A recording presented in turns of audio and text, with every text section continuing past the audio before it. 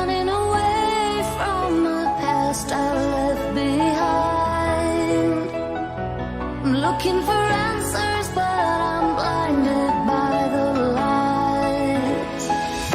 I'm lost in the music, can I stay here for the night? I promise I'll be gone in the morning, out of sight and out of mind. No blind, out of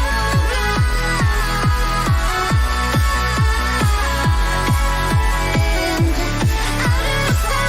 and out of mind. No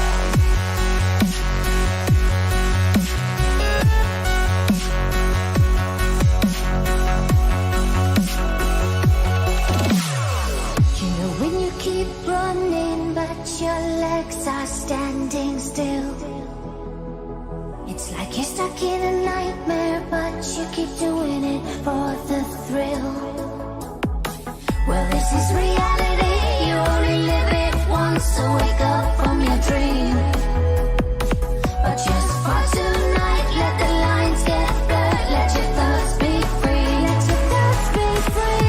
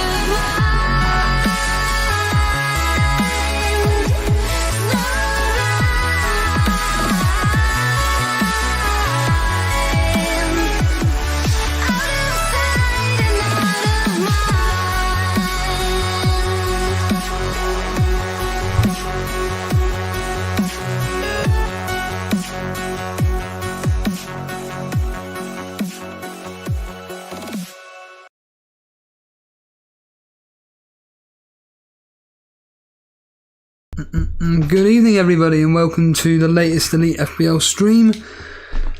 I'm hoping there won't be any internet issues. I don't know what the hell's going on with Elite FPL. If we're not shadow banned, we're flaming internet issues. If we're not got internet issues, we're shadow banned. Yeah, it's really frustrating, and all I can tell you is that this stream's probably going to end in the next 5 minutes. It's brilliant, isn't it? Absolutely brilliant. Oh God, I wish I could swear on these streams sometimes. I really do. I can. But out of respect to Jason and whatnot, I can't. So just save it for the members videos. Not going to lie, I'm going to be straight with you. I'm a bit tired of doing this. This week I've done so much content. I'm just going to do a Tim from the office. I am so bored. I am so bored. So basically, if you want to come onto the Discord and talk absolute crap, preferably about problems that you've got, not what I said the other day, which is, I've got no problems with my team. My team's fine. Why are you on here then? So, yeah, this is my team up on screen. Members probably won't even be watching this because it's going to be the same rubbish that I came out with this morning. I already did a members video doing my score predictions and history and all that. We got an honorary goal: Chilwell, Cash, Gabriel, Bruno Fernandes, Saka, Eze, Martinelli, Rashford, Pedro and Haaland. Captain. The only changes that are going to be made to this team are Pedro out for Watkins. I have put a poll up regarding transfers in the chat if you can be bothered to participate. Have you made one? I should have put, have you kept your team the same? Have you made one transfer, done a -4, or have you done a -8? And so far people have done one transfer, which is interesting. Now I'm going to assume that's going to be the likes of Fernandes out. It's going to be the likes of Reece James out. It's going to be potentially Gabriel out there. The three off the top of my head that I can imagine who would be the ones, because there was no one really this particular game week where it's worthy of that particular player to leave, unless, of course, you got a plan. Unless you got a plan in place, then really, sorry, is this stream still live on air? Hence the pause then. Terrible for audio, but everything should be fine. Yeah, so I've completely lost my train of thought. Yeah, there was no one really last week where I thought, oh, there's a problem with this player, we got to get rid of them. Like I said, unless you've had a plan like I have had, which is for definite doing Watkins in for Pedro, and there was a small possibility I'd be doing Diaz in for Fernandes. I don't think I'm going to be doing that at all. I'm just going to leave Fernandes in there for 2 more game weeks. I think there's a very, very, very, very, very small possibility. Very small possibility that he could do something against Tottenham. Brew messaged me the other day, or more specifically today, and he just said, look, I'm expecting Man United to tear us a new one. I don't think that would be the case myself. I think that they're going to be absolutely...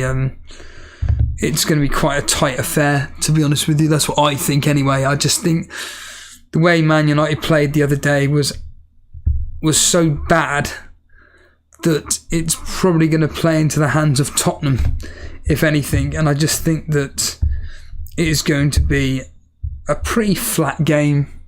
I don't know why. This is just my prediction. I think it's going to be a flat game. And I'm sitting on the fence with that one. And we will go through the score predictions in a minute. If you want to come live on air and actually predict the scores with me, please do. I'm absolutely gutted Jason isn't here. The reason for that is because, like my internet, his is all over the place as well. So he had an engineer coming out yesterday or the day before, and they basically sorted out his internet, and he said that he's going to be streaming tomorrow. Now Alex Follow, who's done he's doing our thumbnails now again, as you all know. He's done an absolutely... The second I see the thumbnails Alex does, I literally just laugh aloud. They're so funny. And the one that he's created for Jason tomorrow is absolutely genius. And I just think that this guy just doesn't get the love that he deserves, to be honest, because the thumbnails that he does represent me and Jason really, really well, and represent this channel really, really well, I think. And, you know, when you've got an individual who's artistically creative like Alex Volo is, I think that it brings out the thought process in individuals that watch, which is there's none of this pretentious bollocks that you see all the time on YouTube, clickbait individuals. Actually, it, like I said, it represents what we do on stream and everything. And I mean, funny enough, Nathan Bacon was doing a funny, like he always does, a funny video, and he did one during his latest video where he was just pretending to pose for thumbnails, and yeah, it was really amusing. Sorry, I'm just completely put off by the fact that my internet's all over the place. Can someone tell me if this stream is actually going okay? Because right now, I generally do not know if this stream is going to continue. Basically, it's as simple as it gets. I need to know if this stream is going fine.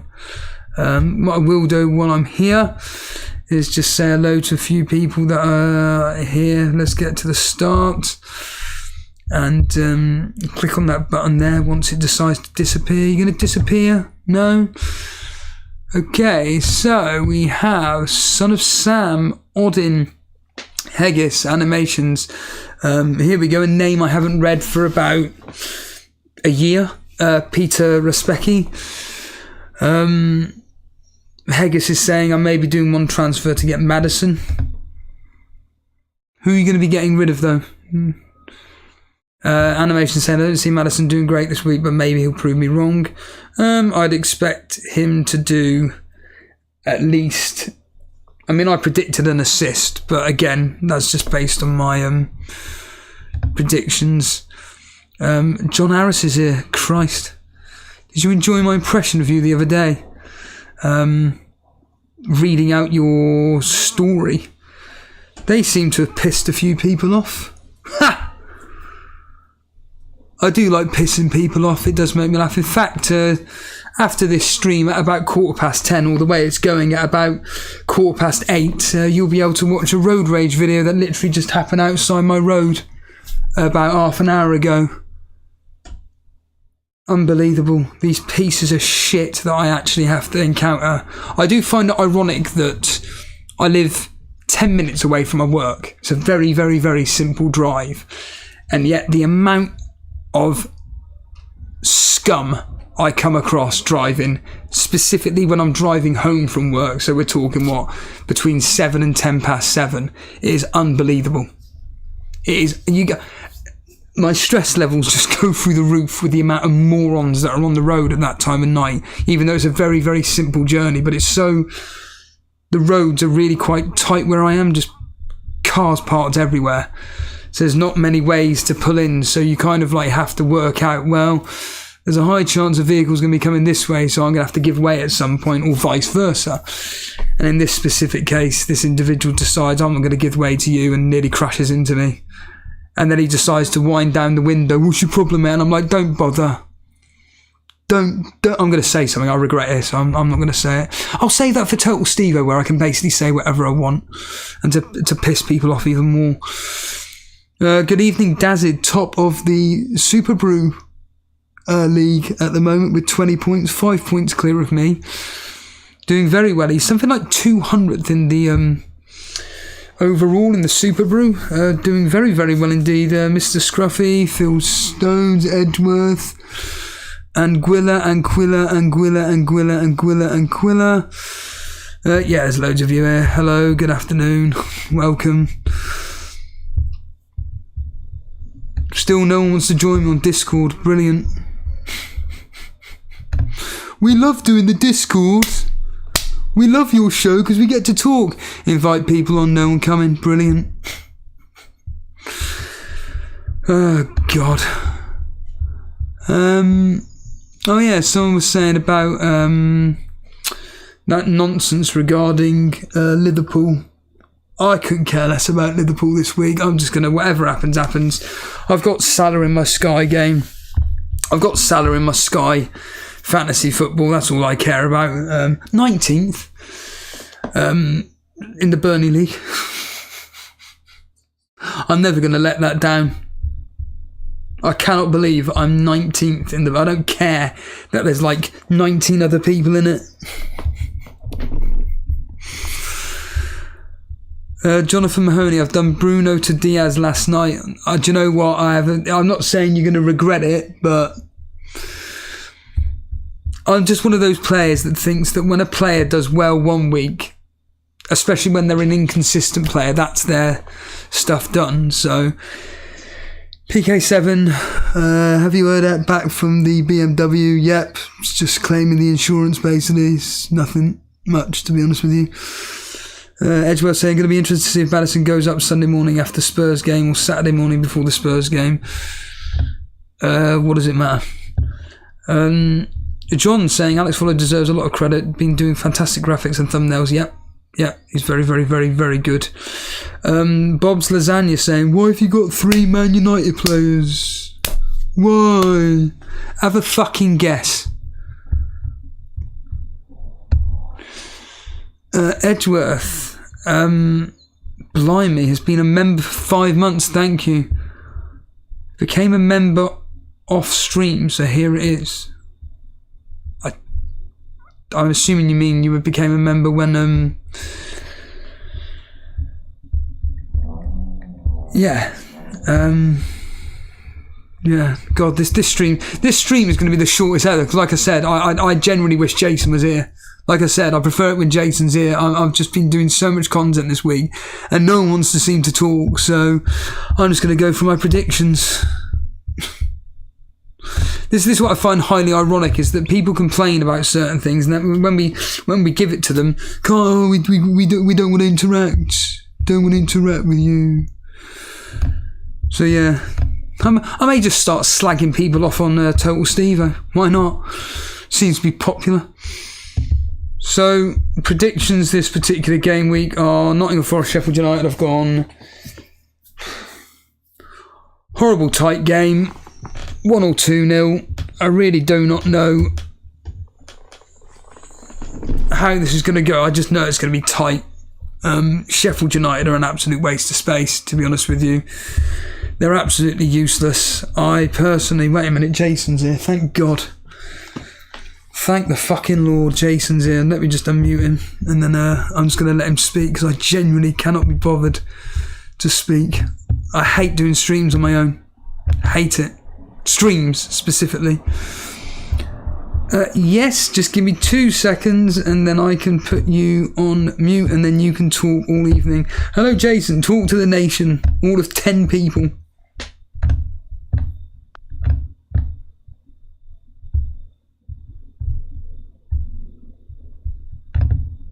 He's muted himself.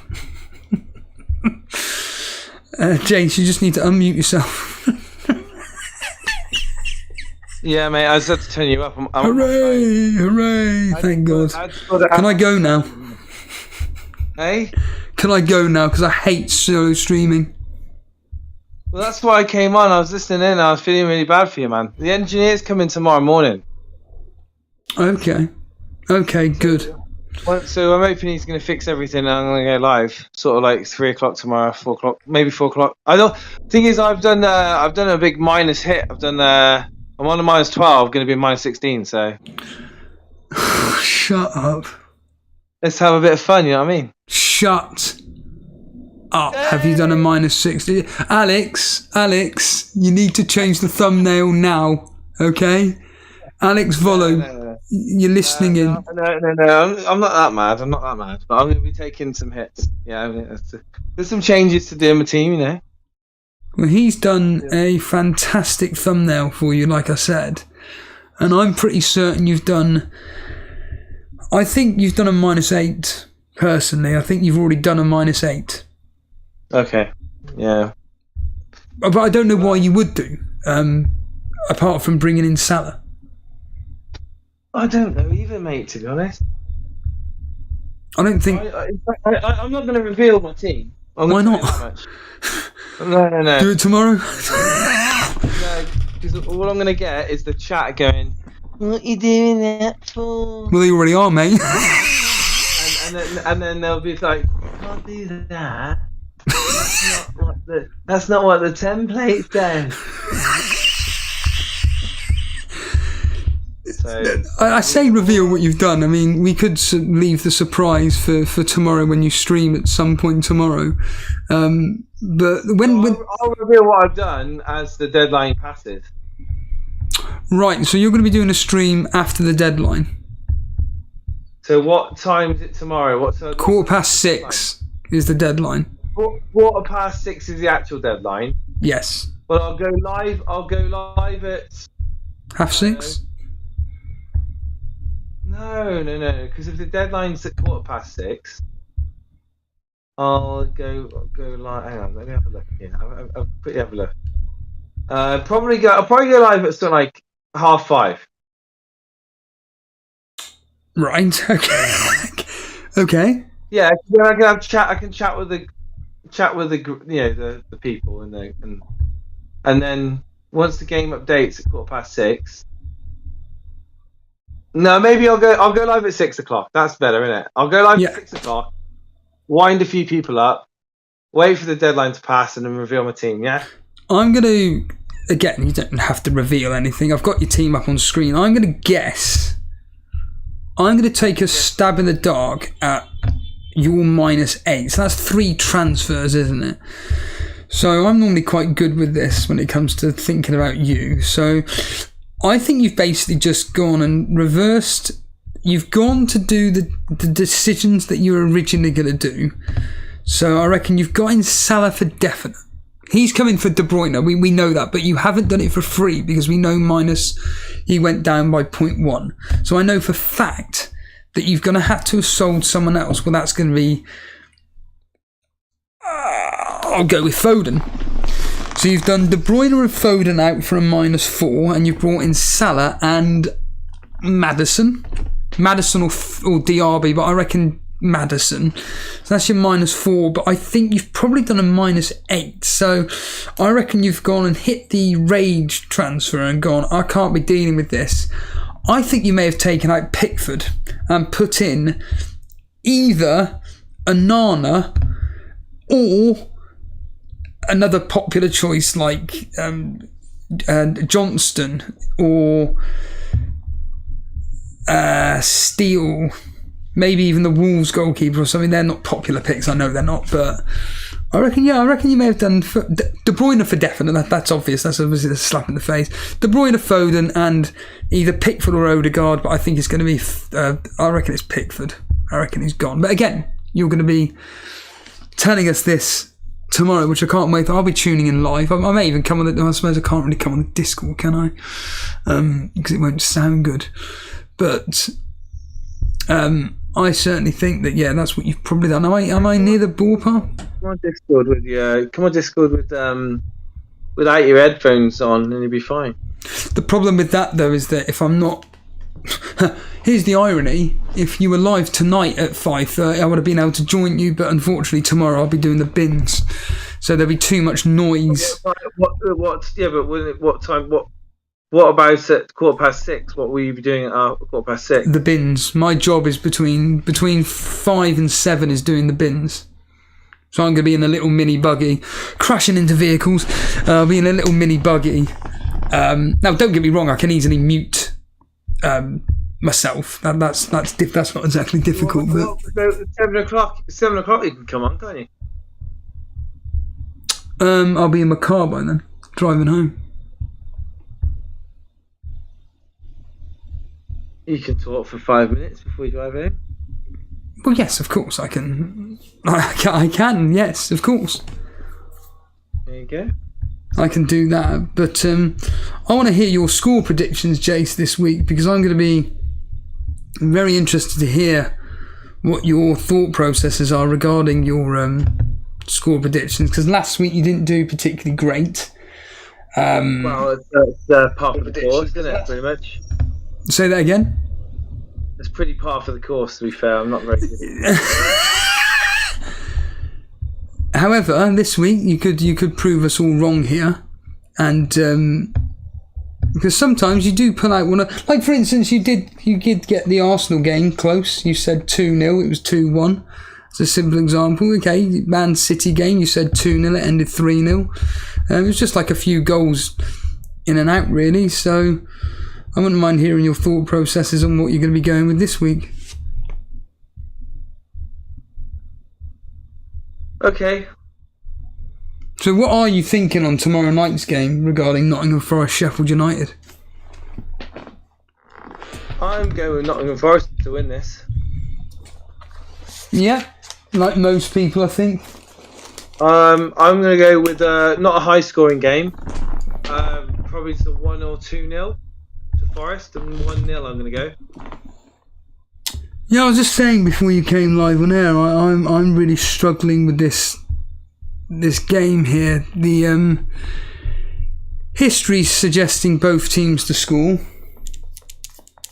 I just think Sheffield United are so bad that and Nottingham Forest being quite good at home, I've gone with an extra goal. I'm going to go 2-0, Jace. I've gone 2-0 for that. So you've gone 1-0. I'm going 2-0, and the history's saying 2-1 to Nottingham Forest. I'm going to have to load the Super Brew up while I do this, I think. Yeah, absolutely. What are the guys in the chat are thinking? Well, all these people could come live on air, but they don't want to bother, Jace. They all complain about it, but... Let someone else join the Discord waiting room, or... I've already invited them like 50 times. Right. Yeah, it's great, isn't it? Well, I'm here, mate. Don't worry. Yeah, I know, thank God. Just got back from Western Supermare. Oh, okay. How long did it take to drive down there? An hour and 20 minutes. Okay. It was Western Super Mud. Oh, has it been raining up there? Have you ever been there before? I've driven through it. I've never actually personally been there, no. No, the beach is like, I don't know, really long. It's a long beach. The main beach. But when we got there, the tide was like about a mile. It's about a mile out. It's a massive beach. But like of that mile of where the sea was really out, we got there at like 11 o'clock, or like 10:30, 11 o'clock. And of that mile, about 2/3 of it is mud. And the further you go, the deeper the mud can be. And people just like people don't realise, and they just literally just drop down into the mud and go up to their like armpits and stuff. They have to get rescued. What? And me and Haley were walking out into the mud, and we were probably about, I don't know, 400 meters away from the main beach, 400 meters out into the mud. And I'm like, the mud was going up to like the top of my shins. I was like, oh, this is mank. This is horrible. This needs to get out of this. And there's a car that drives around on the beach, like a beach patrol, and it's got a siren on it and flashing amber lights and red and amber lights. And it goes around, and it just basically, when it sees people going into the mud, it just fires off the siren and tells people to get back back onto the dry part of the beach. So we were like, just like, what the hell? But we were like not the only ones. There was like, I don't know, 20 or 30 people that are walking out on the beach. But I spoke to the guy later on in the day, and I was like, oh, so do you have lots of problems with people going in the mud? And like, yeah, like we have to rescue them out. And I'm like, oh, I bet it's all the visitors, the tourists, isn't it? And he's like, yeah, like all the locals stay on the beach, but all the West Midlands and other parts of the country, they want to walk to the sea, and they get stuck, and they have to use a hovercraft to go and rescue people because they can't actually get to it via land. Like, because it's like quicksand. It literally is if you think about it, it's sand, but it's really, really wet, deep sand. It's dangerous as hell, man. I can't imagine. Their lives there. Yeah, I genuinely can't imagine. We just had Matty. Matty, where have you gone? You just come in the Discord and all of a sudden you've vanished. What's going on? I thought people would love that little story. No, mate. No. Unfortunately, if you're not specifically talking fantasy football for every single split second, people don't care. Because, like I say, everybody's just not a human. They're just robots. So yeah, for anybody that is joining us, we were just quickly going through our score. Why did you even bring up that anecdote anyway? Quickly, I've just completely forgotten why. I just mentioned that I was down in Western Supermare, and then I just thought I'd share it. I thought it was quite interesting. I didn't know that they had little cars that fired police sirens at people for walking in the mud. I thought it was quite fun. So quite a funny little thing. But yeah, went on. I also, do you know those fairground rides where it's called the twist? Is it a twister? Where you go around in like a triangle shape, right? And you spin really fast, and it like it's like the waltzers. You know the waltzers. Yeah. When I went in then with Haley, right, and Haley's like tiny. She's like 1.2 meters high. Like she literally is borderline okay to go on that ride. And I was shocked that she was wanting to go on it. It's like she's always been like really scared of fast stuff, like So she went on a roller coaster, a little caterpillar thing, which on her own, pretty good. And then me and her went on the waltzers, and I kid you not, this woman that was controlling it, I don't know if it was a malfunction or something, but we were on these waltzers for 8 minutes, and literally I felt so like uncomfortable because I was digging into the side. Do you know when you because I was on the end, and I'm not the lightest person in the world, and law of physics, and I'm getting squashed on the side of this waltzer thing, and Haley's like coming into my side as well. I'm like, oh god, and I'm just getting dizzy and dizzier because they stopped the ride halfway along because these kids were screaming to get off. And then they must have restarted it again, like the program back to the beginning, because we were on it for about 8 minutes, and I was like, okay, we can finish now. Like I was literally like getting really fed up. But yeah, how many viewers we lost? Well, let's bring on Matty. Let's just see if he wants to join us. Hello, Matty. Just need to make sure that you're muting the stream when you're coming live on air, so we don't hear the feedback. Because we're about 30 seconds behind. All right, Steve-O. Good evening. Looking forward to game week 2. I've not got over game week 1 yet. Why? I'm a bit pissed off with myself for telling everybody not to go against Haaland. When I come on last time, I was saying don't back against Haaland in game week 1 because everybody would be captain him. And what did I go and do? Go and captain the last player of the last game week. Who? Which was Rashford. Don't laugh. I will laugh. I will laugh. No, I didn't go with my own advice, no. I thought I'd go against it because Haaland hadn't scored in 7 Premier League. Sounds familiar, Steve, doesn't it? Wait. That sounds familiar, Steve, doesn't it? The thing is, like, I had it on Haaland, like, obviously, because when I last come on, I was like, don't back against Haaland, he's like 90% owned, everyone's going to captain him, and your captain, if you go against him, has to at least score the same points for you to be in the same position as you would have done if you would have captained him. And like, I thought the Man United game was a plum fixture for United against Wolves.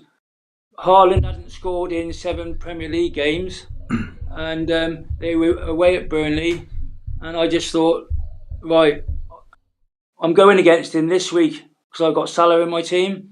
But I thought, first game of the season, I'm going to go against him because I've got 37 game weeks to catch back up if it does go wrong. And before the United game, if I had captained Haaland, I would have been on 75 points with Rashford to play. But because I didn't captain him, I ended up being on 62 with the 6 points off Rashford, which made me on 68. So not a very good start. I don't think it was bad logic, and you shouldn't be annoyed at yourself at all. Like on paper, that fixture, United Wolves. I don't think anyone predicted that game to go the way it went. No. And to be honest with you, I don't think anyone expected Wolves to be so bloody damn good. I was shocked. I think Rashford. I already saw him. In the game. So I think you might be a bit hard on yourself. I think the logic was there. Wolves, having those manager issues, early pre-season going into the beginning of the season. very disjointed. Everyone thought that they were just going to get battered, myself included. Shocked me. I was shocked watching that game, and obviously Haaland was on a dry spell for City, and it was written in the stars, wasn't it? He was going to come back. He had about 9 touches in the game, and like two of them were goals. Like it's just like crazy. I don't see Haaland do. I don't see Haaland having the same season this year as what he did last year. And against Newcastle, I'm going to tell you now, if he has 9 touches, he's not doing nothing. He ain't scoring. That's going to be a harder fixture, and I'm hoping now, because he played 90 minutes last night, and he's obviously going to start against Newcastle, because let's not. He'll still be the captain favourite. He'll still be the favourite. But let's not beat about the bush here, right? Newcastle are no pushovers, like. No, they're not. Newcastle are up there as one of the top teams. Really are. I know they're playing at the Etihad, and it would be a lot different if they were playing at their place. You wait until you hear my prediction, mate. Wait till you hear my prediction. But I still believe, like, I reckon they're going to beat City 2-1. I do believe that Salah will outscore Haaland this week, and because a lot of managers haven't got Salah in their team, they can't. Yeah, but you're gonna. I don't mean to be rude, but you're just saying that from a biased point of view. Well, no, I mean Salah, to be fair, was unlucky. He didn't get a double-digit score. He had a goal ruled offside by an inch of a toe. Yes. And then after that, he did nothing. No, he hit the crossbar. He put 2 chances on a plate for one for Diaz, which he obviously scored, and one for what was it now? Was it Jota? It was hard. It could have been like Jota or one of the substitutes. No, because Salah got substituted at 76, didn't he? Which I was annoyed with that as well, because normally Salah's a 90-minute man. He weren't happy coming off, was he? Oh no, and I think Klopp said he liked that, because he doesn't want to see a player coming off and like him smiling. He wants to see a player be annoyed, because he wants to be on there scoring goals and like setting the goals up. Yeah. So he come off and he was ripping his tape off his hand, and he was throwing it on the floor, and the crowd were like sort of like. It was a little bit childish, wasn't it? Well, he was just annoyed, wasn't he? Because it was 1-1 at the time, and he wanted to try and be the match winner. Yeah, but don't you think though that Klopp just took him off along with Diaz and various others because he just was preserving the 1-1? He didn't want to lose. That's what I saw it as. Well, no, because he bought he bought like for like on. It wasn't like he brought youngsters on. He brought youngsters on, yeah, and he knew that Chelsea weren't looking likely to score, so he didn't bring Salah off and bring a defender on, did he? To try and... Well, no, but my point being is that he was in my opinion, I think he was just reserved to the fact, Chelsea were likely to score. You just like. Yeah, they didn't have clinical. They looked very good. Have you heard about Reece James' injury? They looked okay. I mean, they didn't blow my mind. That Enzo stood out so well. Yes, Enzo could be a quality player this season. They played him a lot forward than normally. Now they got Caicedo. I think. Yeah. Yeah, he's going to be brilliant. And the thing is, like, I couldn't believe it. Liverpool. I'd be excited if I was a Chelsea fan right now. Liverpool had put a record British fee for Caicedo at 111 million, and he turns around and says his preference is Chelsea. And then because I'm a Liverpool supporter, I'm like, well, fuck you then. Don't come to Liverpool. Piss off. Well, that's 50p you owe us. You know what I mean? You're not worth 111 million if you don't want to come to Liverpool. Go and play for Chelsea, who haven't got no. What has Chelsea won like? Nobody seems to want to go to Liverpool anymore, do they? Even Lavia was Liverpool put a bid in for him, and his preference is Chelsea. What's it about Chelsea? Is it because they're buying all these like random players with expensive price tags that everyone's thinking, oh, I want to go to Chelsea because they're buying all these expensive players? Yeah, expensive players, but unproven players. They're unproven in the Premier League. They could be a Werner for Chelsea a couple of seasons back, where he was a total fucking disaster. That's another 50p. Yeah. Sorry.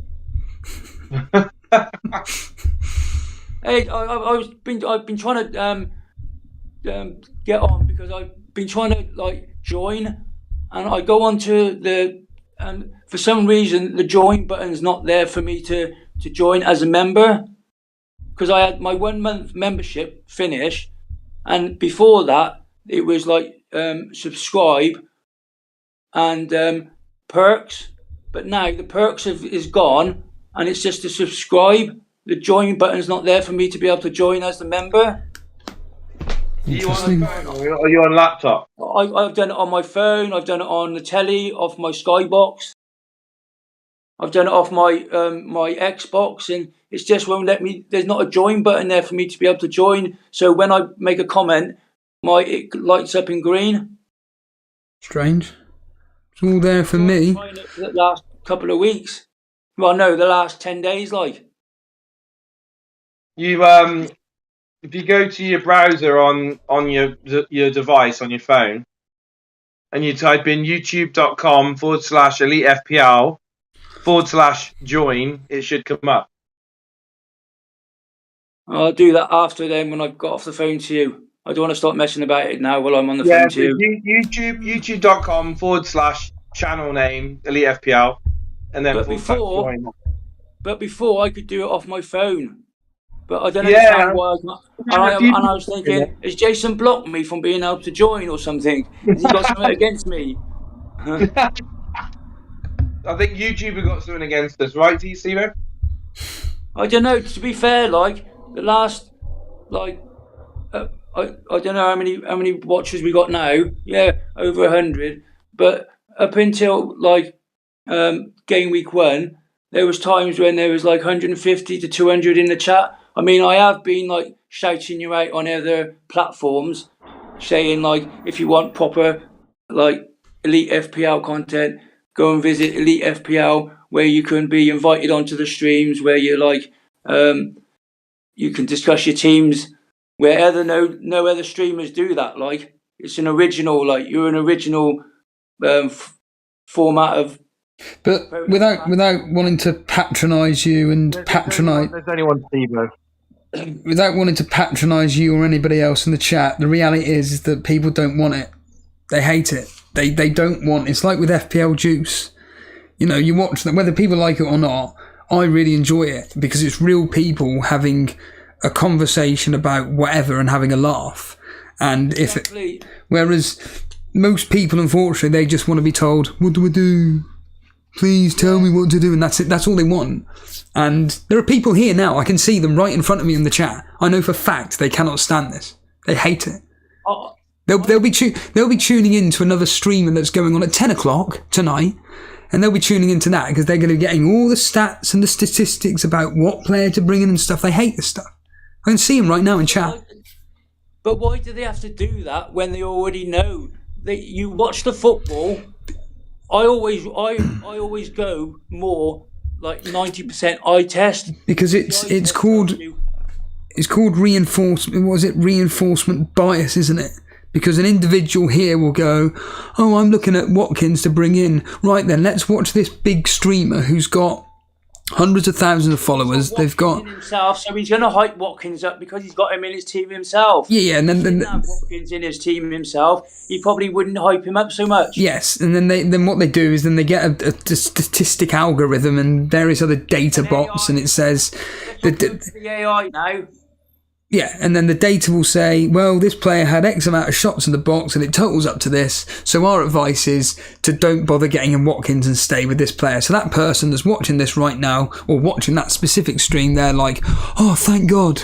my thought process has now been reinforced to the point of where I don't have to bring in that player. And then that player, what happens is Watkins will score 2 goals against Aston Villa and they're like, oh, I hate this game, now I quit. What? It's pathetic. It's actually pathetic. And I've already said this. There were people that were coming on a regular basis or tuning in during the whole pre-stream. They have the pre-season streams. The second they've had one bad game week, never see him. They've gone. I hate it. Yeah, but you don't. The thing is, It happened last season. Last season, we had some regulars coming on in the pre-season into the early game weeks. Always see the same faces in the chat. After 2 or 3 bad game weeks, that's it. They're gone. Never seen them again. Yeah. It's like when I've watched other streams and I've noticed names in the chat. I'm like Elite FPL in the house, like on other streams, like. Mate, I see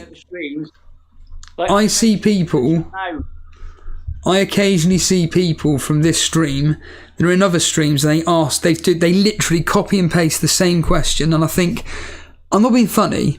If you think that me and Jason aren't answering your question on this chat, do you really think these ones that have got thousands of people watching are going to answer it? No, it ain't happening unless you super chat. I'll tell you.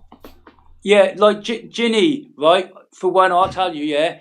The other day, well, he says it every stream. He's like, "Oh, it's nice to see new faces in the chat." And then I message and I say, "All right, Ginny, you say you see it's nice to see new faces in the chat. Why didn't you give him a shout out instead of just saying the same shit every time you?" Who's this? It's nice to see new faces in the chat. Hit the like, hit the subscribe. Who's that? Sorry. If they're new to you and you say, "Oh, it's nice to see new faces in the chat," give them a shout out then.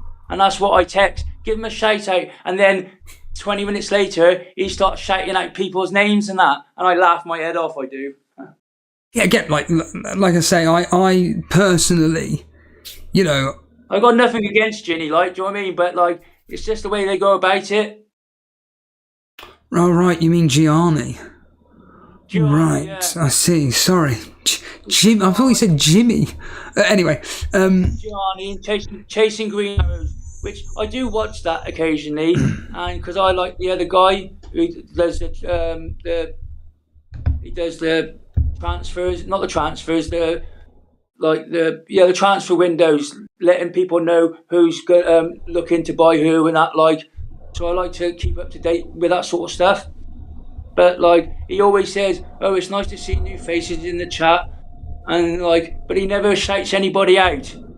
Only like the loyal ones, like he only shouts out, like CH and a couple of others. So I text and I'm like, "All right, if there's new faces in the chat, give them a shout out," because they ain't gonna know whether you've noticed them in the chat or not. And it's nice to know that you've been recognised, and with this channel, that's where you're completely different to other creators.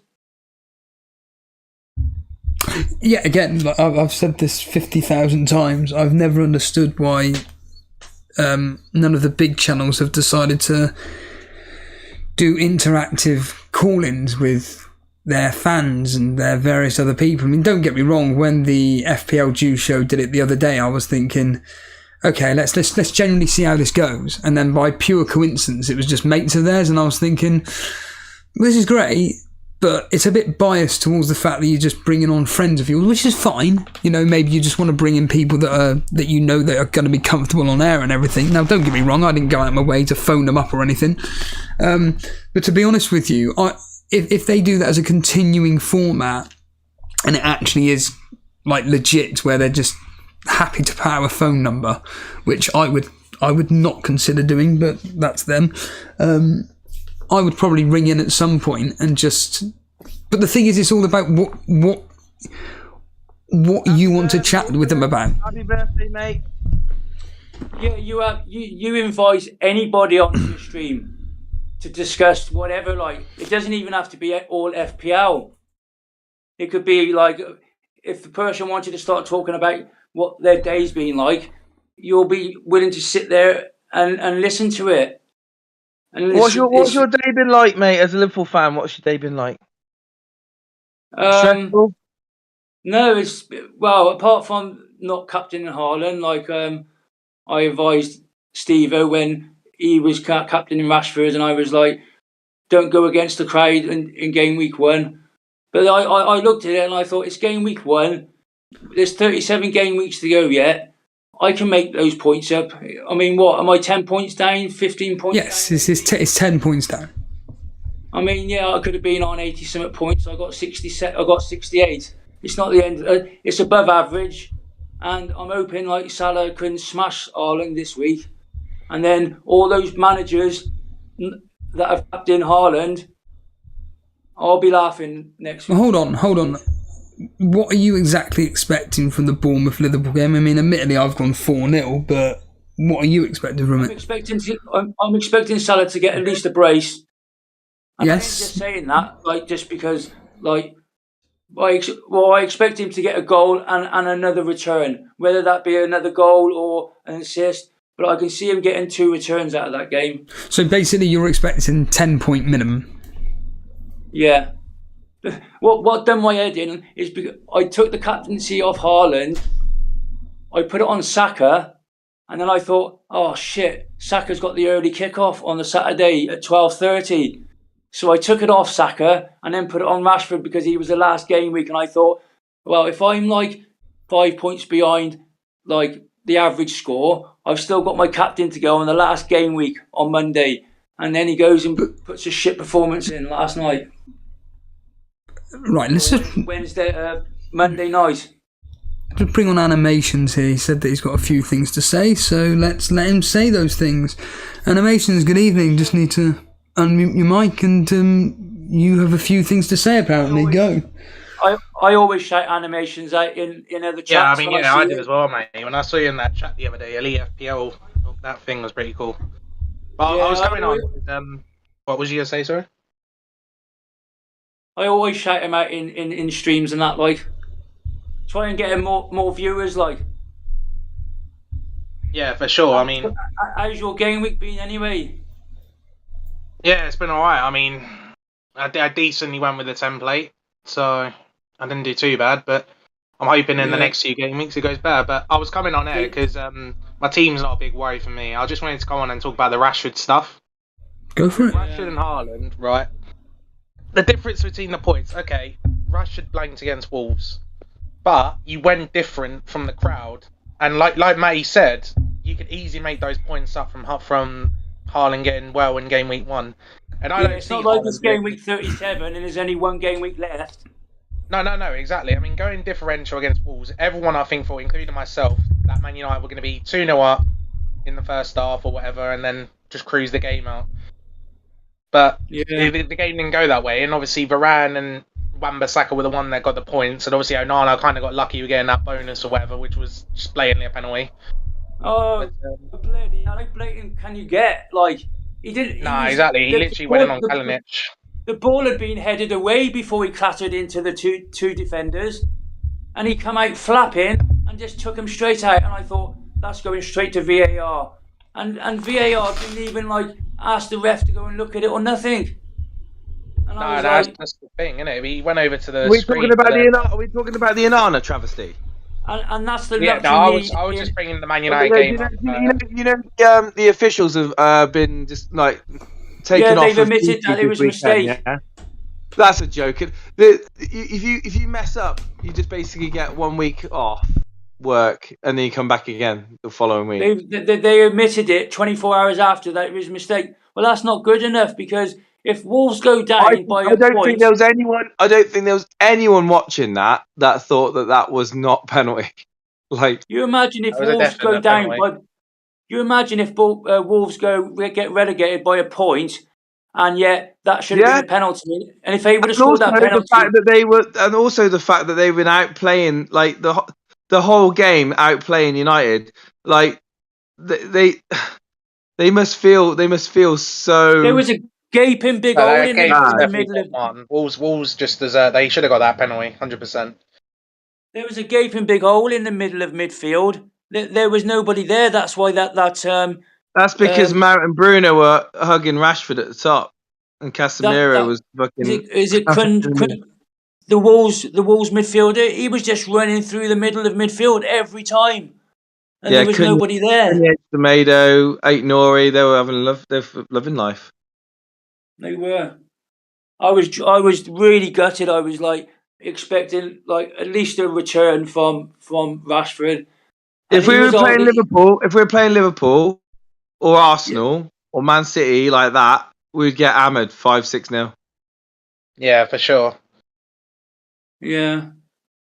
But then I don't know, because Liverpool hold a high line, so it gives Rashford more of a chance to get in behind. Yeah, well, okay. Yeah, okay. But Wolves were sitting deep, but also like hitting them on a quicker counter as well. And because of their gaping big hole in the middle of midfield, Wolves could just run into midfield and get into the 18-yard box, pass it off, and then one of them would have a shot. It was a disgrace performance by United on their first home match. Yeah. And I wouldn't give any of their players, apart from maybe Wan-Bissaka, maybe a 7 rating. All the other players. I thought Varane played okay. Yeah, Varane. I didn't do too bad, apart from that mistake at the end. But he didn't. Luke Shaw put in a couple of goal-saving blocks as well. Mm. To be fair, though, and Garnacho, dreadful game. I know you like Garnacho. Looked good in my opinion. He looked all right. No, Garnacho, he did a lot more than Anthony. He did a lot more than Bruno. I think he was trying too much. He was making runs, and he nearly had a couple of opportunities in that game, from what I saw. Look! I will stand with my statement. I don't care if a player runs at a defender, and 4 times out of 10, or 5 times out of 10, he'll lose the ball. Because like that one time where he gets a pass through, or that one time where he gets past to the byline and cuts it back, or takes on the defender and goes past him and gets a shot off in the penalty area. I like players that have that take risks and take gamble. I mean, some managers don't like it. You like the Mourinhos, the Peps. They soon tell these players to calm down, stop running at players, turn around, pass the ball back. You've seen it with Jack Grealish. Nowadays he's very much more a case of just getting free kicks and playing the ball sideways. Whereas before Villa he was very much taking on players going past him. Whereas you're not seeing it as much now at City. And I think with Garnacho, I want him to keep that sort of like, I want to be direct, I want to run at defenders, I want to take defenders on. Yeah, he's going to lose the ball a lot of times, but I'd rather watch football like that, that's high risk, high rewards, than just sideways and someone who's like turning it backwards and passing it to the side, like. Mate, I hate that. I hate that with it's this whole like, oh, let's reset and let's go back to the centre back. Let's go back to the centre back and start again, shall we? Let's pass it back to Onana. We go from the final third in the side of the penalty area all the way back to Onana, because we're going to reset the play. We're going to reset. I noticed that quite a lot. I did notice that in that game. They just wanted to pass it back to Onana all the time. Yeah. And I was thinking, what, are they all playing FPL and they want him to get the bonus points or something? Because they were just you get a lot of touches, but I mean, I much prefer Garnacho to fail going past a defender 3 or 4 or 5 He's times. He's like Harvey Barnes. Harvey Barnes likes to run direct at the goal. Yeah. You know what I mean? And that's the sort of players I like. I don't like them when they turn round and they pass it back to the defender or across to the midfield. Pick the ball up on the wing and run down the wing or run inside, take the player on. Yeah, I think with like my reference to Grealish, like it all depends on the manager's system, and like you can tell that Grealish has been harnessed back a little bit, and he's more for control of the game. Grealish he's no longer, he's not direct at all. He's very much a case of winning the free kick. They play Grealish when they want to control the game, because he holds the ball up and he always turns back from the goal to play it backwards or sideways. You don't see him running down the wing. He's got an uncanny way of being able to win free kicks very easily. Free kick, fouls all the time. Yeah, he did for Villa as well. He was the most in last season. He was the most fouled player. Not last season because he was still with City, but when he was with Villa, he was the most fouled player in fantasy football. And he's still like it now. He gets fouled all the time. He gets the ball. Anyway, Steve, are we going to get on with these predictions or what? Yeah, where is? Yeah. Sorry, I was just scraping my eyeball out. Big animations. What'd you say? Sorry, what, mate? How many points do you get this week, bro? Well, he's joined 9th in the YouTube chat league. You got over 80 then, did you? Yeah, because I went with Haaland, but I didn't really see anyone out there that was great. That's not a bad thing, bro. That's not a bad thing by saying you went with Haaland. That was the sensible choice at the end of the day. Everybody knows what they're going against. Well, Especially last season, how Haaland played, you know what he's capable of doing. Okay. Question for you: what's the sensible choice this week then? Who, for me or for everyone? No.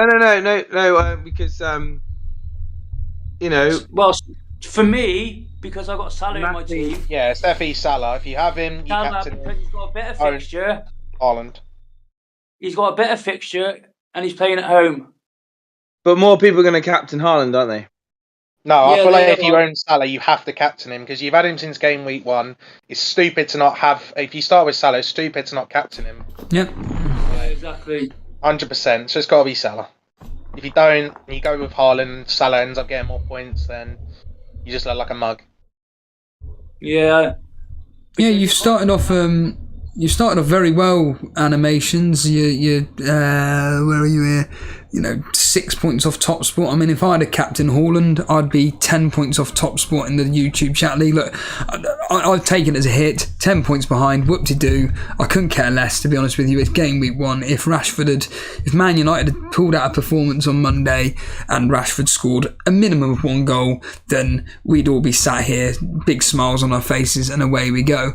Animations, anything more that you wanted to discuss before we get onto our predictions? Not really. I was just wanting to go on and talk about the captaincy. But, what did you want to talk about? Well, I was just talking about the captaincy stuff, but I mean, my team, there's not really much to do. I'm probably just going to roll and game week 3 come on and then see what happens. Well, your team's set up perfectly. Onana, Estupinan, Saliba, Chilwell, Matoma, Rashford, Fernandes, Martinelli, Saka, Haaland and Watkins. Brilliant. So animations. So I take it you hear the leak then and brought Saliba in for Gabriel. Yeah, I'm not gonna lie. I was watching Let's Talk, and I was going back to FPL and stuff like that. But I was thinking Saliba from the get go anyway. Can I ask let me ask you this: what is the psychology between you watching Elite FPL and Let's Talk FPL? What is the psychology behind that? No, well, I was watching Elite FPL, right, and then obviously sometimes, like from previous seasons, I did watch Andy a little bit about some of the news he had and stuff. Yeah. I mean, if I'd went with Gabriel from the start, the points difference wouldn't have been that bad. But I was still contemplating the players in my team. But majority of the time... It would have been a big difference if Arsenal had kept a clean sheet because Saliba was on for a 15-pointer. Yeah, well, then that's why I'm kind of glad they scored. I mean, Saliba's assist wasn't even a real assist. It was literally just passing Saliba to Saka. He bangs it, and that's it. Yeah. So at the end of the day, we could all be laughing here and saying that. I mean, no, but the majority of the season, I come to the smaller channels like Elite FPL and stuff like that just because I like the style of this channel more than I would with the other channels. Like, people donate money to, for example, and I'm not trying to like badmouth these channels off and stuff like that, but when you go to those channels, that's what I get most of the time. But when I come here and I listen to Jason and Steve-O about their decisions and just stuff like that, like captaining Rashford, right? You wouldn't ever think someone like Let's Talk FPL would end up going out and just captaining Rashford. No. Steve-O and you, Matty, and just stuff like that, going out there and just thinking, yeah, Rashford's got Wolves at home. That's a great fixture. Let's just go for it. And then the points difference is just not that big and stuff like that. But yeah, going back to my point about the FPL and just stuff like that, like I come to these channels just because they're different to the other channels. I mean, my team doesn't say that. I mean, my team is just mostly the template pretty much. But like I said, it's I just heard, I heard the leak on Elite FPL, not Elite FPL, on Andy's stream, and because it was like 24 hours they were playing after he got this so-called Gabriel was not playing, and he took him out of his team and put Saliba in. I was like, I'm not doing it. Like, I'm going to hope that Gabriel plays, and he's wrong. And Gabriel gets a bullet header and gets a 15-pointer, and Saliba gets fucking like 6 points or something. But it obviously didn't play out like that. I ended up getting 1 point, but I'm hoping he'll come back in next game yeah. week Well, that's because what I would expect with him. I would expect him to come in with Timber out now with his ACL like messed up. yeah, I would just about to expect say- Gabriel to come in. I mean, if I had Gabriel, would I transfer him out? No. I think I would give him No. another week if I had him. Analyze the game week 3, and then see what happens. But I would be happy with that, but I am debating whether to take him out because the thing is, I've put all my money into my starting 11, and I've not got a very good bench. So my bench is like Bulldog from Sheffield United, Kabore and then a 5. Kabori and Archer. So I haven't even got a 4.5 million defender who I can come on to replace Gabriel if he doesn't play. But Gabriel will be playing on Monday. Yeah, 100%. I would have thought he was, but I was thinking about taking Gabriel out for Rico Henry from Brentford. Don't bother. They got this week. I wouldn't even bother with But that. Don't bother. It's Palace. Yeah, I think I'll just roll this week, and then I've got 2 free transfers going into next week. Yeah, and then of course from next week you'll be able to play jumping on the Chelsea bandwagon as an example, which is something that I'm seriously considering doing. I'm thinking of so this week it's Watkins in for Pedro, which means for game week 3. I'm through with that, Steve-O. Yeah, which means that Even though Pedro played well in last game. they ain't gonna. I don't think the Wolves game is going to be as easy as what people think. And even though the history suggesting goals, I just put a 4 XG. Yeah, against Luton, Wolves. I just can see that being a tight game. They put 3 XG. Yeah. But that was last year. This is a new year now, and even though I've got Brighton to win. The problem with Brighton though is that the goals will be coming across the whole of their midfield and strike force. So you've got 5, 6, 7 different options. Whereas with a lot of other teams, you can literally just go, well, the goals are going to coming from 3 or 4 individuals. For instance, with Man United as a prime example, who's going to score the goals? Rashford. That's it. And then maybe potentially a defendable throw in a goal, or maybe the odd midfielder. Over the whole team, like. Yeah. Whereas, for instance, with Aston Villa, where are the goals coming from? Well, it's Watkins, DRB now, and then it's, right, maybe X, Y, and Z may come in with the odd goal here or there, but predominantly it's going to be going through these guys. If you heard it 1-0, you would be thinking Watkins has got some involvement, like.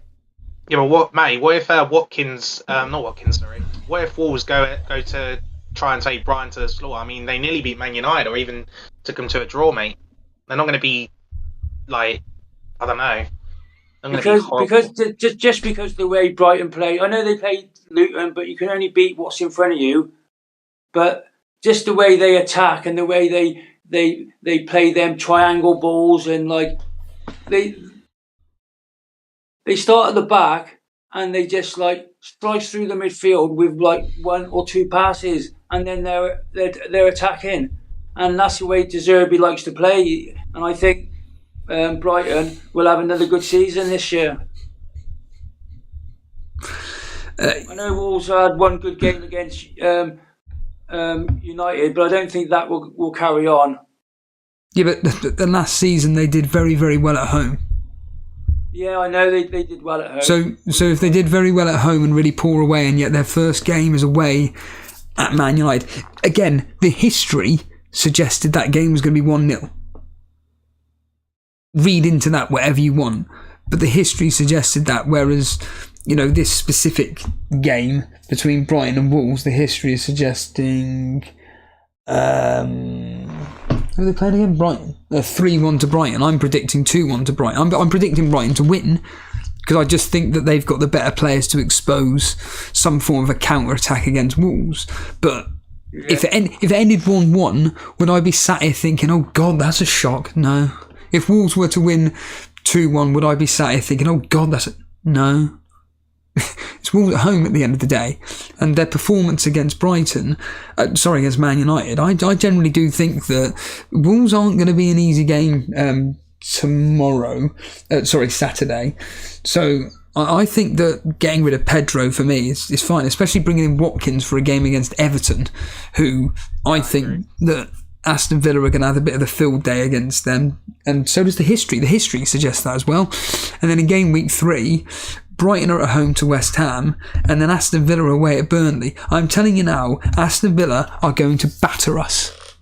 I would not be surprised if Aston Villa score 3-4 goals past us. I've said this before and I'll continue saying this. Burnley, against these really good high-pressing teams with quality players, are going to get battered. Against the likes of, as I look here now, Luton, Fulham, Crystal Palace, Nottingham Forest, West Ham. Well, we'll be taking points from these teams. But these teams that have got lots of goals in them, the likes of Newcastle, Liverpool, Aston Villa, Man City, Arsenal, Tottenham, at a push Chelsea, but certainly those 6 previous, they're going to annihilate us, and I'm happy to have Watkins in for those 2 specific fixtures. Is Reece James out now? Yeah, he's out, yeah. So Gusto looks like a good option for a 4.0, by the way. What, is he out for a while now? Is he out? I don't know. I've only had the scans, but I don't know anything more. But well, he only played 70 odd minutes. He played 70 odd minutes and he's already injured. Yeah. I mean, the plan for me is doubled up on Chelsea defence with Chilwell and James. I know this isn't Sky Fantasy, but my plan for Sky Fantasy is getting in triple Chelsea for game week 3, where I'll have Sanchez in goal and Fernandes in, along with Colwill. But the problem with Colwill is that there's a chance that he may be potentially losing his spot. So I'm going to monitor that situation, but certainly having 3 Chelsea players, even in fantasy, even in this game, I'm seriously contemplating. It's your first season, this season, Steve-o, isn't it? Yes, and it's your first season playing Sky. You had a good first week this week. Yeah, and I think, the fact that what you want to do is try and get the 3-for-1s. Like this week, like I got Gibbs White in my team who plays on the Friday, and Salah who plays on the Saturday. And then what I do is I take Gibbs White out and Salah for someone like a Chilwell or Jackson, and then I can captain. So that's 2 fixtures for 1. Yes. And then when they got their single game week the following week as well, then I can captain him again. So it's equivalent to a 4-4 because I'm not going to captain Salah because I'm going to be captain Haaland on that same game week. So I'll take out Gibbs White, who I won't need for captaincy for about 3 weeks. So I'll take Gibbs White out and Salah for 2 Chelsea players who I'm going to captain one of them. So basically twice. So that's like I'm putting a captaincy on a player. So that's like twice. Is virtually 4 points, 4 times points compared to a player who I would have just captained once. Yeah, so that's pretty much what my plan is going to be. I'm kind of jumping on these particular individuals. Don't get me wrong, I appreciate the fact that defensive midfielders and the likes of Nakamba and so on and so forth are good for getting you 4 or 5 points every single game, etc., etc. For me, I'm just looking at, can I get a captain on every single day, and if so, are they good enough to get me an attack in return in those? I watched your Sky video earlier, Yeah, so That's what you said. Your main thing is to get a captaincy every game week. yeah, and I've got the thing is, James from Planet FPL said to me via Twitter. He just said, "Look, make sure you've got the right price point. So, for instance, make sure you got Salah in midfield, Haaland, and then a decent, expensive defender, and then you can kind of play around with your team." And you know, the fact that I've already got a Chelsea player in there, in Colwell as an example, I've got I have as well. a decent. So this particular game week, I've got Bowen that's going to be captain against Chelsea. Bowen in my team too.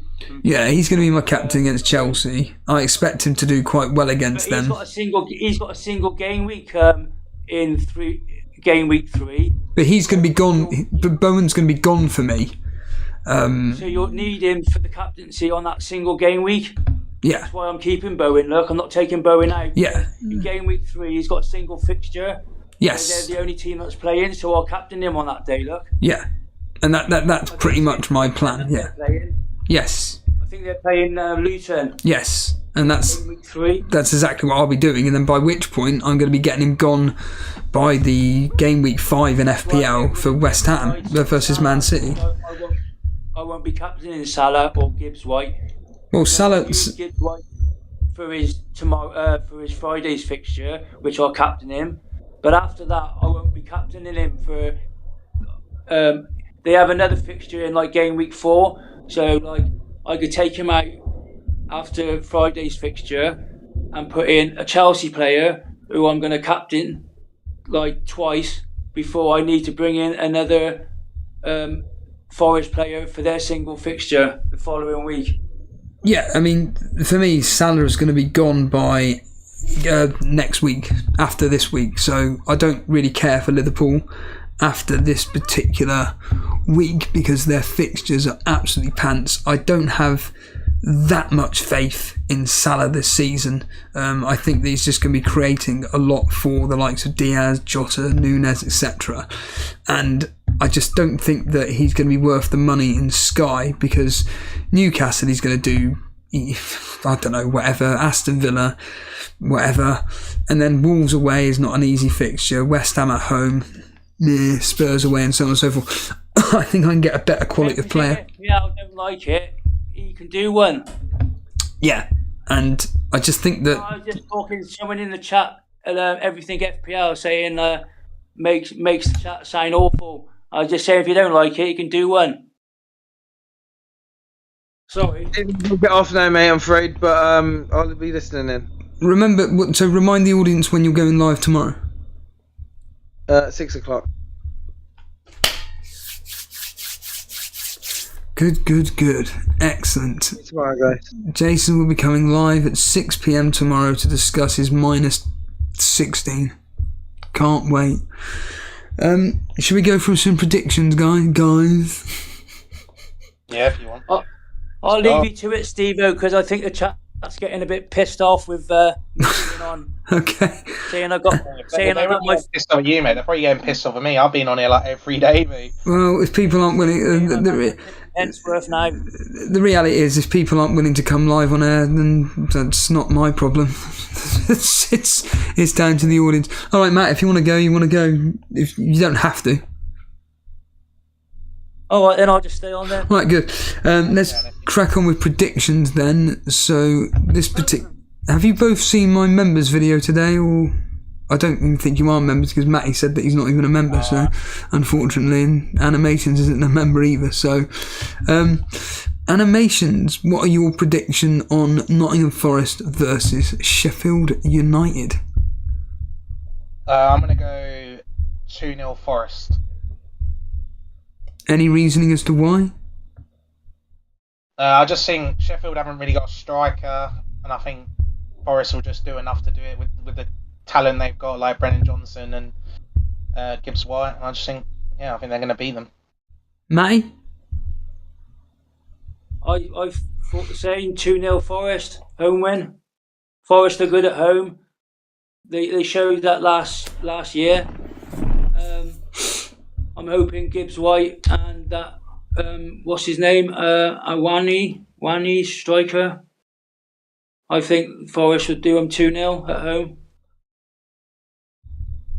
So that's my prediction for the Forest game Friday night.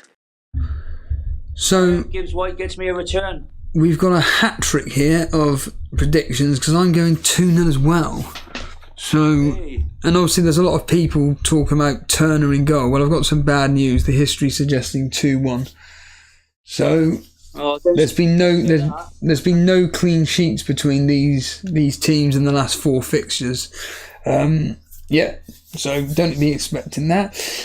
Saturday we kick off with Fulham versus Brentford at 3 o'clock. Animations. I think I'm going to go 2-1. I think Mbumo get on the score sheet. Maybe one of the Fulham attackers. I think in that just because I think Brentford they're looking lively. I mean, it's away, so maybe Craven Cottage might nick a point, but They might nick a point at Craven Cottage. Matty? yeah. I'm going the way Fulham played. Well, not so much Fulham, but their keeper. I still fancy Brentford.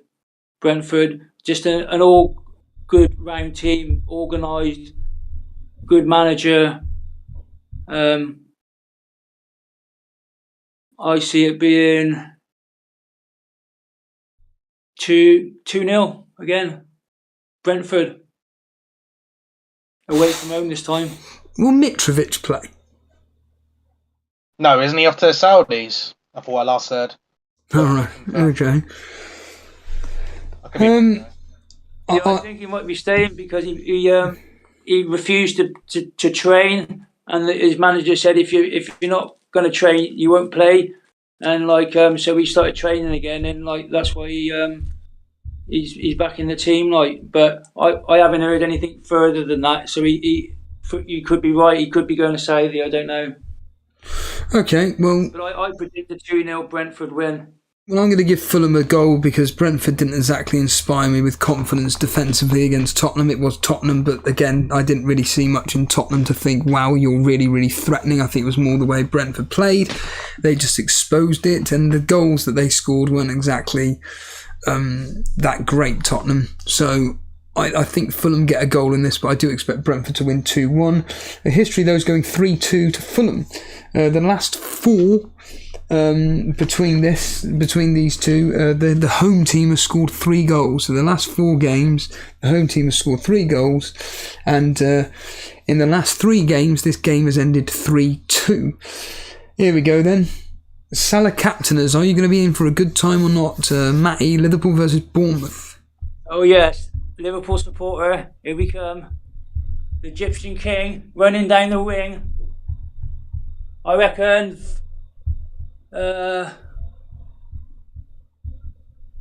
What was it last time? 9-0. Maybe Bournemouth could get a goal. I'm going 4-1 Liverpool. Animations? I'm still here. I'm just making myself a coffee, so 2 seconds. 4-0 Liverpool. I think I would go similar with Matty. I think I'm going to go 3-1. I think Bournemouth have looked decent. I mean, they looked alright against West Ham, so that's my prediction. 2 individuals that are both expecting Bournemouth to score a goal against a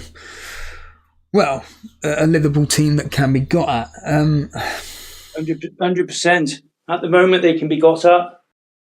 I just don't think. I just think that 1 goal. I just don't think that Bournemouth have got the quality to get past that Liverpool defence at Anfield. I think that Liverpool are going to go. I couldn't care less. I just don't think they've got enough quality to score, and I'm expecting Liverpool to win very, very comfortably. I've gone 4-0. The history's going 3-0. There's been 5 clean sheets in the last 6, 4 of them for Liverpool, and on 2 occasions they've won 3-0. So a team which Liverpool like to play, basically. We then have Wolves this for me is the hardest fixture to call, or one of the hardest fixtures to call this weekend. Wolves versus Brighton animations. I think it's going to be 2-1 to Brighton. I think Wolves will want to get redemption after what happened at Man United, and I think Brighton will just nick it. Is what I'm thinking. May? I'm thinking the opposite. I don't think Wolves have got a proper goal scorer. Like you see that they had that trouble against United where like they had the chances but they just couldn't put the ball away. They're playing at home, they're good defence, but I think Brighton were just going to steamroll them like 3-0. 3-0? 3-0, 3-1, Brighton. I just don't see it being that easy. I just think that... I just really rate Brighton. Brighton are just like... what's his name, the left back? Estupinian. He's awesome wing back. Like he's always taking shots. He's like, it's just. It wouldn't surprise me if he scores in that game. I just don't see it. I'm just gonna go on the fact that Wolves are very, very good at home, and I just think that Brighton will come through this.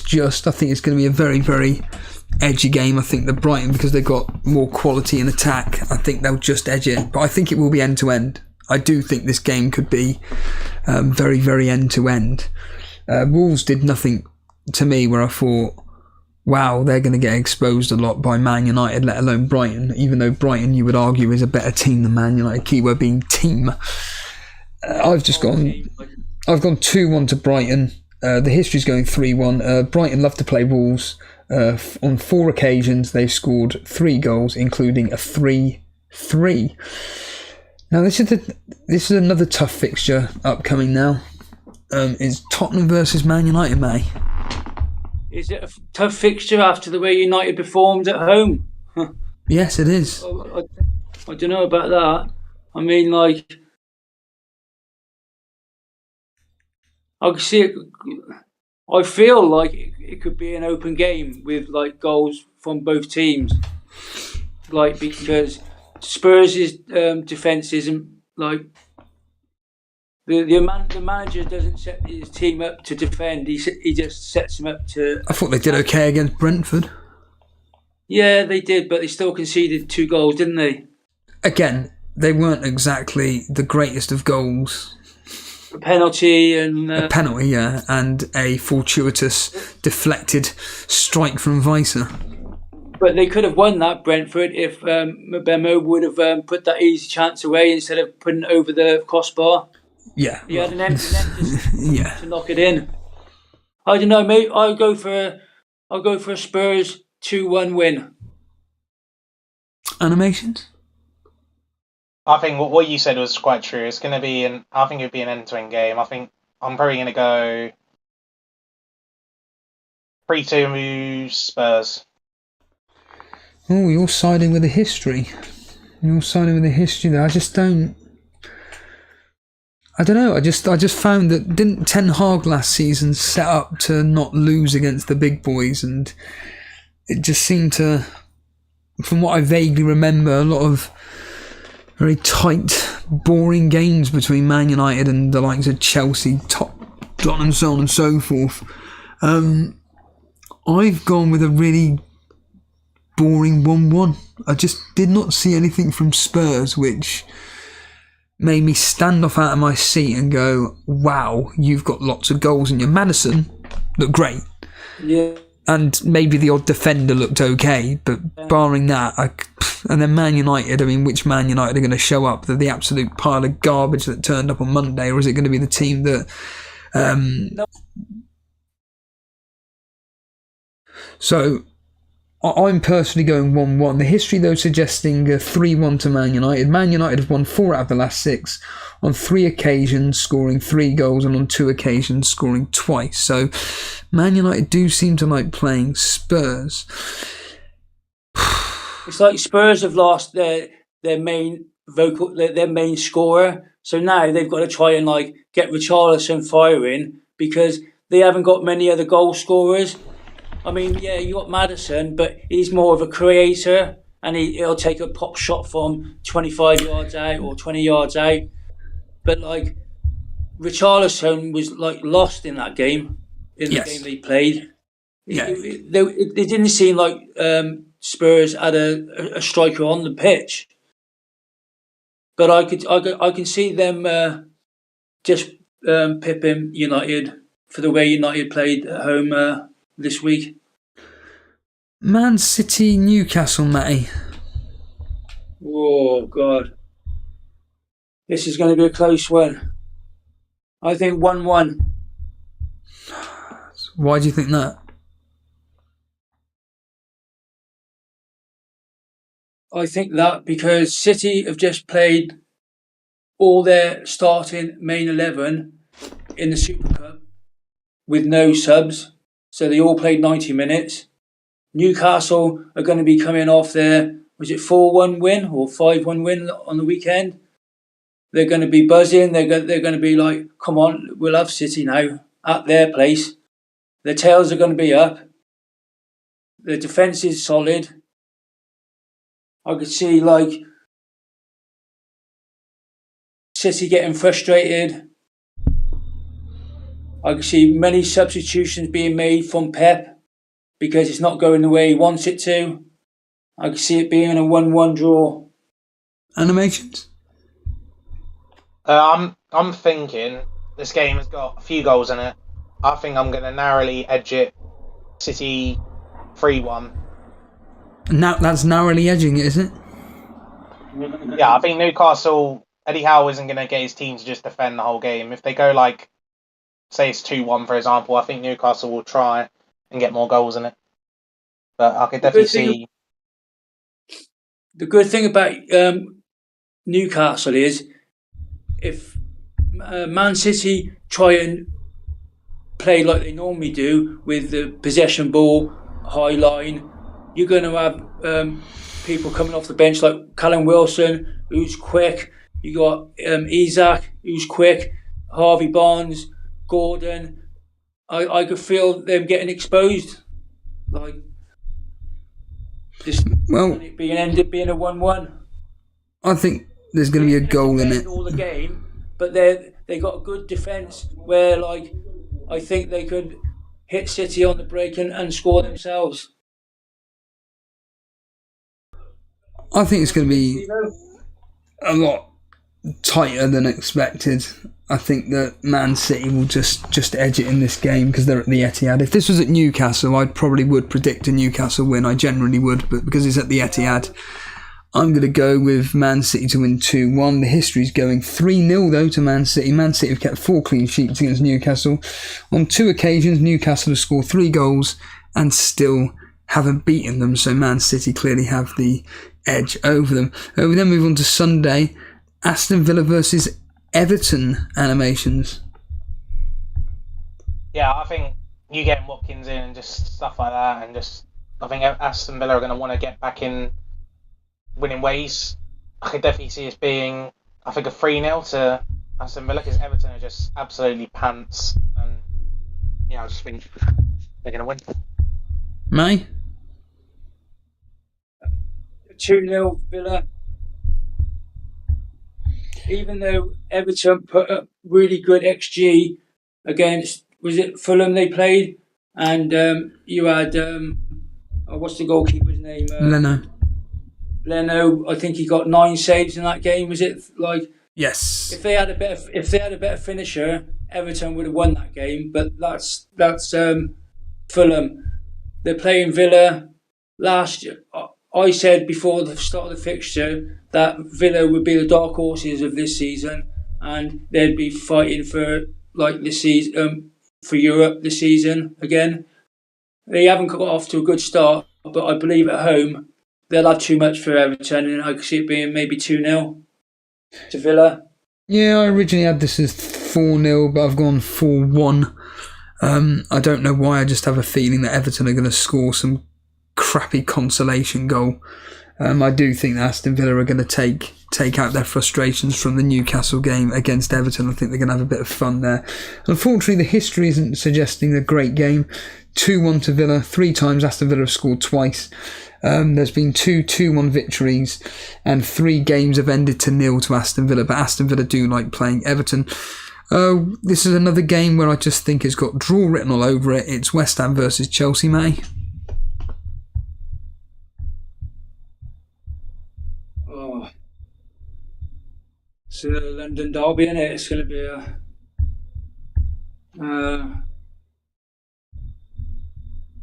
I don't know, if Chelsea play like they did against us, I could see Chelsea maybe winning it 2-1.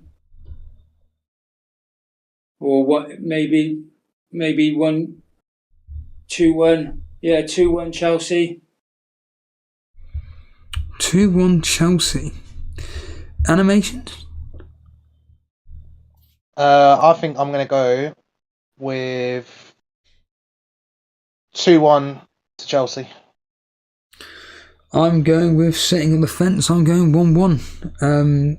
I reiterate this point. I did not see anything from Chelsea where I just think that they've got goals coming from the likes of Jackson, Mudryk, Sterling, whoever else, Gallagher, and whoever else is playing. I just think West Ham will be able to contain them. I do expect them to score because it's a London derby and everything, which means absolutely nothing, but I just think West Ham have got enough in them to nick something out of this, get a point at least, maybe even win it, because the history, despite the fact the history is in Chelsea's favour, mainly because of the overall fact that Chelsea like to play West Ham, actually the last 2 times these have played at West Ham's ground, West Ham have actually beaten them, so maybe West Ham have got a bit of a curse over him, hence why Bowen could be an amazing captaincy against them in the Sky game.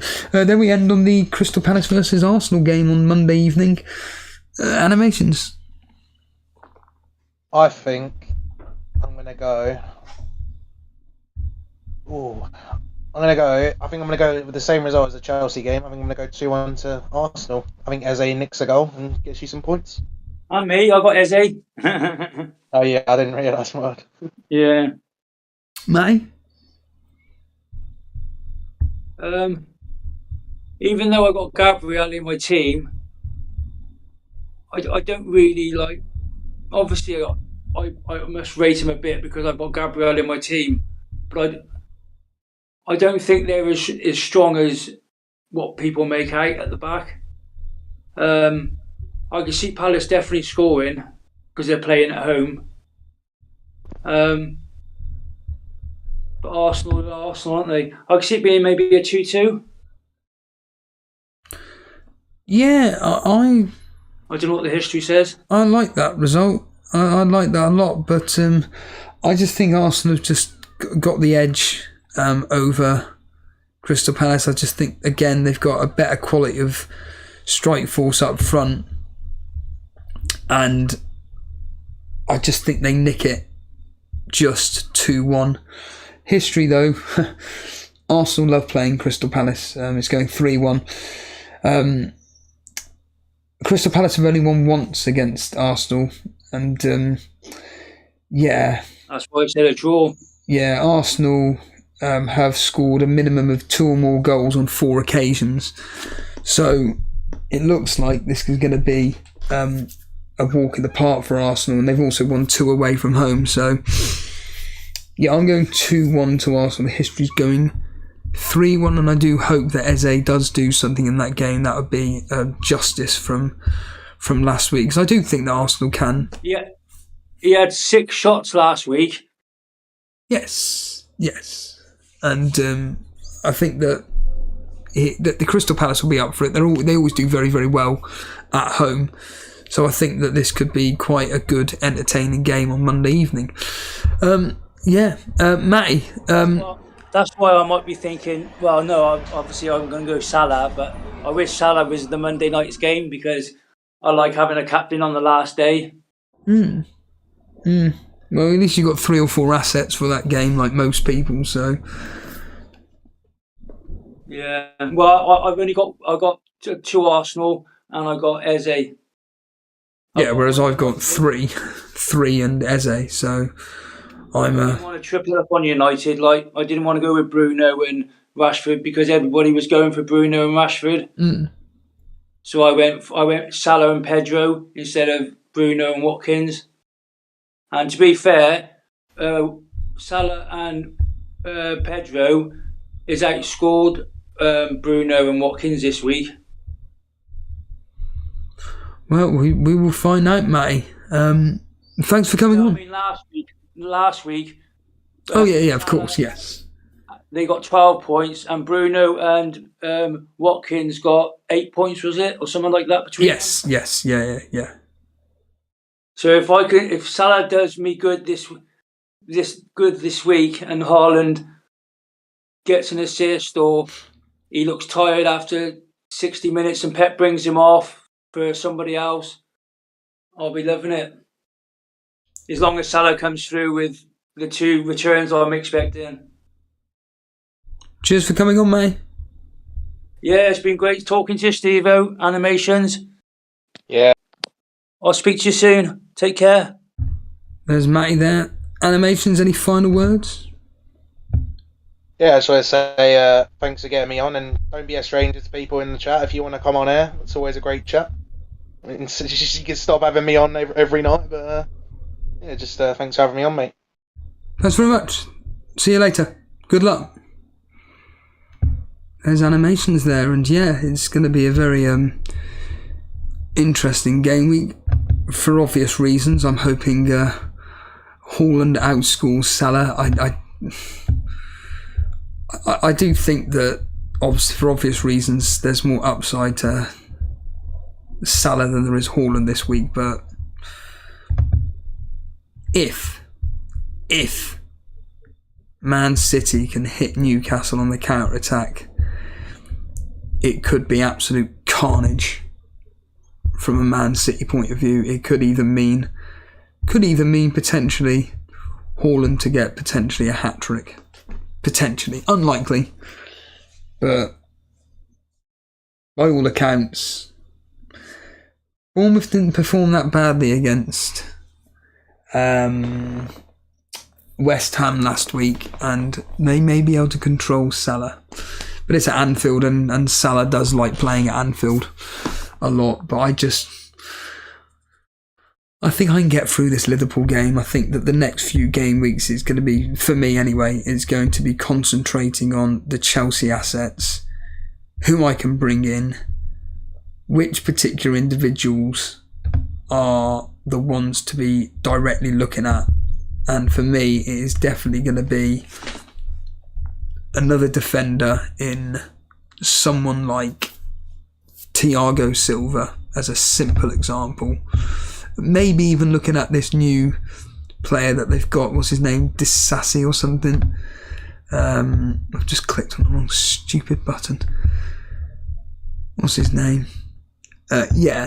Disassi for 5 million as well. Maybe he could be the one that I could bring in for someone like Estupiñán, potentially, because they've got West Ham, Newcastle. Well, by game week 3, West Ham, Newcastle, Man United. Not the greatest of fixtures for Brighton, especially from a clean sheet point of view. And I don't really look at defenders for their attacking potential, even though the likes of Estupiñán, Trent Alexander-Arnold, Chilwell, etc. are more attacking than they are defensive. But certainly this particular game week, Watkins will be coming in for Pedro, and I just hope that my prediction of Wolves doing well against Brighton and maybe getting the justice that they deserved from the Man United game to happen against Brighton, even though the history's not suggesting that, and certainly Matty and Animations aren't suggesting it either. We're all expecting Brighton to win, but the fact that the goals could come from anybody in that Brighton team, I'm kind of happy to kind of just go against the grain and just think, do you know what? If I just see Pedro maybe equaling Watkins. If anything, Pedro will equal Watkins. If anything, Obviously, best case scenario would be Watkins to do really, really well, but I don't think for me I'm going to be doing it. I definitely don't think I'll be doing a -4. I just don't see the need of it, because for the following game week I am going to be wanting to bring in Maddison for his fixture against Bournemouth, and then moving forward with the likes of Burnley and Sheffield United, I believe it is. Yeah, Sheffield United. He's the player that I'm looking at, and maybe Diaby as well, depending on how the likes of Rashford performs against Tottenham. Then they got Nottingham Forest. I think I can sacrifice Fernandes. Fernandes is the one I could easily sacrifice. But if the likes of Fernandes and Rashford do nothing against Tottenham, and Man United still look absolutely pants, I think I may have to do an emergency and just think, do you know what? I just don't think Man United have got it in them at the moment, and I may just get them gone. But yeah. Just to let people know, I have genuinely been reading the chat. I know it's about as patronising as that sounds, but it is very difficult to do conversations on Discord and then continue with the chat as we go forward. But Colm saying I was not going to be doing a transfer this week, but if he is injured, then Estupiñán to Chilwell will be the easiest way. Yeah, I've been reading about this. Estupiñán shout. I'd just be waiting for Ben Dinnery, to be honest with you. Yahya saying, what should I do with Trossard? Get him out your team as soon as possible. Get him out.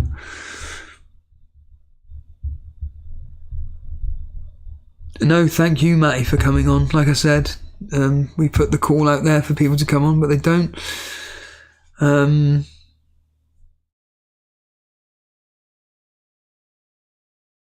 Thank you, Matty. Animation, sorry. Thomas saying, who do I drop out of Pedro, Wemo, Martinelli, Rashford and Bruno? Pedro. Yeah, actually, no, Mbeumo. Mbeumo I'd be dropping out of those particular individuals. If anybody. I'm not expecting that game to be that high scoring, and again, I reiterate, I'm not particularly impressed with Mbeumo, to be honest with you. Anyway, I'm going to get out of here. All I will say is that just make sure you tune into Jason's stream tomorrow. I'm going to schedule it right now, because now he's told me when he's going to be going live. I'm going to schedule Jason's stream. It's going to be going live at 6 o'clock. He says that he's going to be doing something, or he's done something drastic. What that means, I don't know. I would say for guaranteed he's done a -4. Jason has definitely done a -4. Whether he goes higher than that is a different question. I do think that he has got rid of, well, I know for a fact he's got rid of Kevin De Bruyne. He'll be bringing in Salah, and he's got rid of Foden. And he'll bring in Diaby for Foden.